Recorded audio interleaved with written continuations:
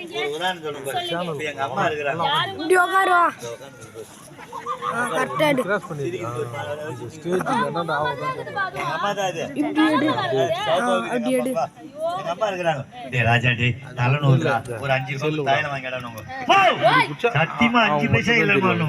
ஆனா காதுல நீங்க கேட்டினா ஒத்த 10 ரூபாய் வட்டி வாங்கி செய்வீங்க. கட்டாலாம் தெரியும் இங்க. செஞ்சா தான் அடுத்த நாள் போனை எடுப்போம்.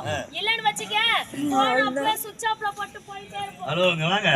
சுவிட்ச் ஆஃப் பண்ண மாட்டீங்க. நாங்க போன் பண்ணா உங்க போன் என்ன சொல்ல தெரியுமா? நீங்க தொடர்ந்து கம்முனு டேய் தயவு செய்து சேவா வாங்க. இதுல உட்கார்ந்து சிலர் காது கூட கேட்காத இருக்கலாம். என்னடா நான் வந்து பெனாத்திக்கிறான்னு நினைப்பாங்க. ஒரு ஆக்ஷனோட பேசணும். டேய் இங்க கை காட்டுறோம் அங்க கை காட்டுறோம் அப்படி புரிஞ்சுக்குவாங்க. அதெல்லாம் கிடையாது. அந்த சாக்கல நீ தொட்டுங்கற இப்போ. நீங்கள் தொடர்பு கொள்ளும் வாடிக்கையாளர் தற்போது வேற ஒரு தொடர்பு அனுபவம் ரொம்ப பேசுதா? ஏங்க வீண் பேச்சுக்கு வேலை கிடையாது. கொடுக்க மாட்டேன். அது முதல்ல சத்தியம் பண்ணு. காலைல ஒரு 2000